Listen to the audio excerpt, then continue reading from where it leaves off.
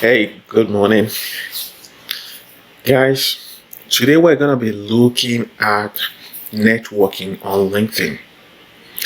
Already in this LinkedIn video series for job search, we have covered quite a number of things from the beginning, except for the reason why we're actually on LinkedIn.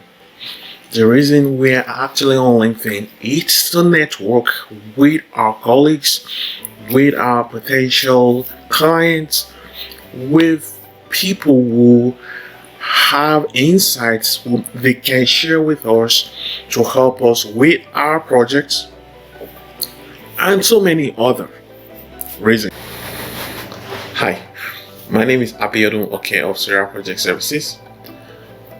I am a supply chain management consultant. I focus in the area of training and professional development. I also support with supply chain transformation. Today we are looking at networking and the way we do that on LinkedIn. You already know that with the COVID-19 situation, a lot of networking has disappeared. I mean, face-to-face networking. So now it is basically a lot of networking that you do online via phone or some other digital methods. So this is the reason why I've been focusing on helping in these areas. I hope you would find it valuable. Please comment, share, ask questions, and hit the subscribe button. Thank you. Now, let's talk about networking and how we can actually leverage it for job search. You might already have realized that last week when we discussed the minimum number of people you should have in your network, we did say it has to be within your city, and we also specifically talked about getting through to a community of interest to you. So basically, we're talking about your target audience. You're not on LinkedIn to connect with every type of person. There are some specific type of people you want to connect with on LinkedIn, especially if you're a job seeker. I assume that these will be recruiters, these will be hiring managers, and these probably will be influencers or connectors. So it is important that you figure out your target audience. I'll give you an example. I am a job search coach. So I am on LinkedIn to network, to be able to also find people who might need my services, and also to network with my colleagues who perhaps might be other job search coaches or supply chain professionals who can share some insights that would help me. Now, as a job search coach, then it means that I have to hang out on LinkedIn because this is where a lot of job seekers hang out. Okay, so recently I did a poll where I asked questions regarding how LinkedIn has helped people with job search, and these are some of the things that we saw where we noticed that for the most part LinkedIn has helped people in connecting them with recruiters who offer them maybe job opportunities or reach out for job opportunities. So recruiters are one of the key target audience that we're focusing in on when we go on LinkedIn. We want them to discover us. Okay, but how do we go about this? We know that we have to be able to use some keywords targeting, because the recruiters use some keywords when they're searching to fill the roles that they are filling for either their employers or maybe recruitment agencies. So you want to be able to use these keywords as well, but not only to be targeted by recruiter, but also to be found by people who have something similar to what you do. And guess what? The algorithm on LinkedIn actually optimizes for that. So one of the key things you'll be doing, of course, is making sure that you target an audience first. You know your what we call buyer persona that is the person that you are focusing in on when you are maybe doing things on LinkedIn. So you need to figure that out. And it's one of the reasons why when we're talking about the profile on LinkedIn, we talk about putting some specific skill sets in there and filling some specific sections on LinkedIn profile. So having determined your target audience, the next thing then would be, what is your value proposition? When you're networking, you realize that we're networking for mutual benefits or something that we might gain from becoming a part of any network. So you need to have a value proposition, because you wouldn't just be reaching out to people where they are wondering, oh, who is this? They didn't know you from nowhere. Okay. So your value proposition, you need to be very, very certain about it. If you look at my LinkedIn, you will see my value proposition there. If I can show you. So here is my about us, and let's open it up here. My about us here says, a transformation leader in the supply chain and project management profession with diverse experience in the private and public sector. It's my vision to provide effective leadership through mentoring, coaching, team leading, team building, continuous improvement, and creative problem solving. That is my value proposition there, though it's something that we could go further to really then explain it or make it in a way that it is clear when you actually reaching out to people. This is kind of an overview, right? So something like I think what I have here. Here I said I apply my skills empowering new talents, helping world-class firms, and building professional with my resources as Sarah Project Services. So that's a little bit close. You know what your value proposition is, and I would say, try as much as possible to make it very clear when you're reaching out to people so they know how you can help them. Okay, so you have your value proposition, you have met the minimum target audience number of 500. So what? So the next thing here then is to network and to build rapport with your connections. Okay, so because when you are able to build rapport with your connections, that is the point where they are comfortable enough to be able to exchange something of value with you. So you need to be able to figure out how to build rapport with your connections on LinkedIn.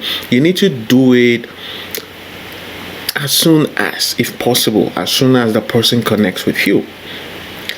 So I assume already reaching out, you've mentioned the reason why you want to connect with them, you've read their profile. Then the next thing would be then to follow up. Okay, haven't done that, you should then nurture the relationship. How do you nurture? You nurture the relationship by offering something of value in line with what your value propositions were. So as a job search coach, when I connect with people, I like to know them. I like to know their needs. I like to know where they are in their career journey. And after that, I do provide them with some little value, like, oh, you know what? If you're looking for jobs, based on our conversation, I can offer something, one thing or the other, and I do something like providing job search assessments, which doesn't really take a lot of my time. So I give something of value. So this is one of the key things to do when you are trying to build rapport, build relationship, give something of value. Okay, so here is a tip here where people might have the question, Abby, well, I don't have anything to give. I'm looking for a job. Well, you have a lot to give. I'll share with you some of the things you can do. You can engage with their content. Actually, if these people are people who are active on LinkedIn, you can engage with their content. You can help share, you can like, you can comment. But the thing here is this, it's about offering value. It is, and when you are engaging with their content, it's not that you're just liking and all that alone. You are actually adding value to the people that are within their network, offering value, because apparently this, in a way, you are helping is or our audience by offering value. I do it a lot. Example with Dean. Dean is a job search coach, and then he has a lot of things he does online on LinkedIn. And I join and I provide my own tips and my own, I provide my own insights. So that is very key when you are building strong relationship on LinkedIn. And it's only when you do that that you're able to actually gain some benefit from that connection. I'm gonna give you another tip. It's called air strategy. Okay, I got it from someplace on the internet, which talks about the way you actually reach out when you are going to connect with somebody that you haven't met at any other place. So basically, air means advice, I means insights, R means recommendations. So when you reach out to this person for the first time, you can go in that direction of, introducing yourself, what you do, which is your value proposition. What you do is not your job title. What you do is how you can add value to this person. And then the next thing is talk about how you found their profile to be interesting. If you happen to have seen them somewhere else, maybe on a YouTube video, or maybe in a magazine, or maybe in an article, you read the article, mention it specifically where you found them out. And then after that, proceed to mention that you would appreciate their insights, advice, or recommendations regarding something that is of interest to you, and you send your request. So this is a way that you can build rapport right off the bat with somebody that you have never met before. You're meeting them for the first time on LinkedIn. So that is the hair strategy to help you to build rapport. And then after building the rapport, then you keep on nurturing the relationship. And if you have figured out that you have actually built rapport with this person, and then the next thing might be to do a small ask, like a kind of a follow-up after they've connected with you. Do a small ask. You can ask them one thing or the other. It doesn't have to be something big, especially essentially this is why we call it small ask. So it's something that it doesn't take them there any time to be able to provide it to you. So once you do that, you can then go and do whatever they ask you to do, and then you can let them know you do another follow-up, let them know that you've done it. Well, all of this is building relationships such that at some point you can actually ask for something big like an informational interview, which by that time, of course, this is somebody you have continued to nurture that relationship. You've been following what they're doing, you've been sharing their posts, you've been commenting on their posts, and to ask for that informational interview should be something that they will have felt comfortable enough to agree and to accept. So today we look at a very important topic, which is networking on LinkedIn. That is why we're on LinkedIn. So it is also important that you know your target audience on LinkedIn, because the moment you know your target audience, for example, job seekers, the recruiters will be your target audience, the hiring managers, the vice president of companies, the directors of companies, your colleagues will be the target audience. So when you know that, then you also figure out where they hang out. There are a lot of places where they hang out. The groups, they hang out on comments, they hang out on posts, on influencers feeds.